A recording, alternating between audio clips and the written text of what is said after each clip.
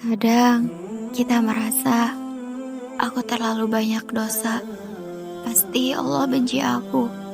Allah pasti gak mau sama aku. Allah pasti udah gak nganggep aku sebagai hambanya.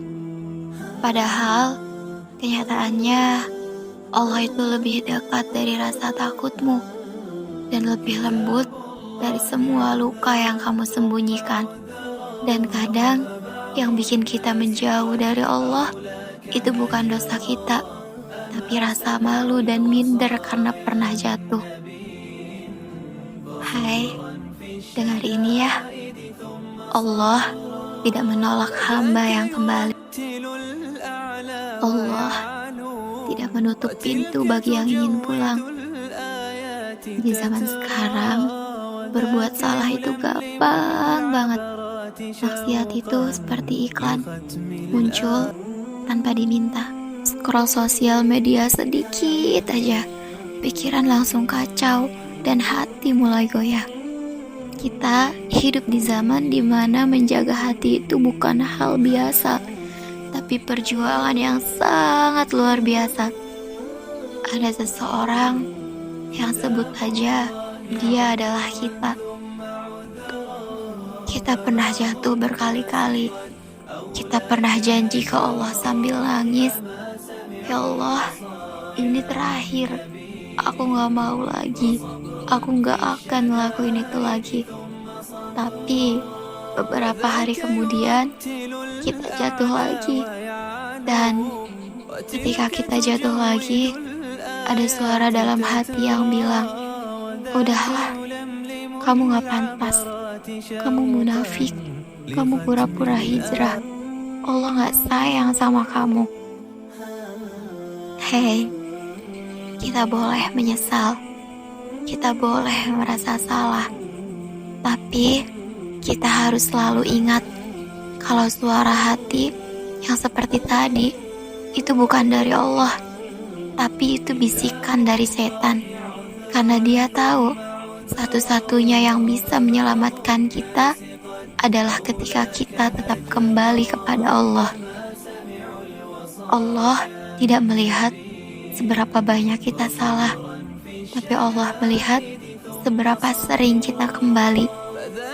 Dalam sebuah hadis, Rasulullah SAW bersabda, Allah lebih senang pada taubat seorang hamba daripada seseorang yang kehilangan untanya di padang pasir, lalu dia menemukan untanya kembali.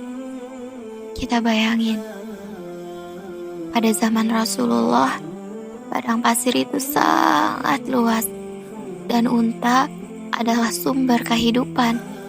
Maka pada saat itu ada orang yang kehilangan untanya di padang pasir, pasti dia merasa putus asa. Namun ketika untanya kembali, dia bukan cuma senang, tapi dia melompat kegirangan. Dan Rasulullah mengatakan, Allah lebih bahagia dari itu ketika manusia kembali setelah salah.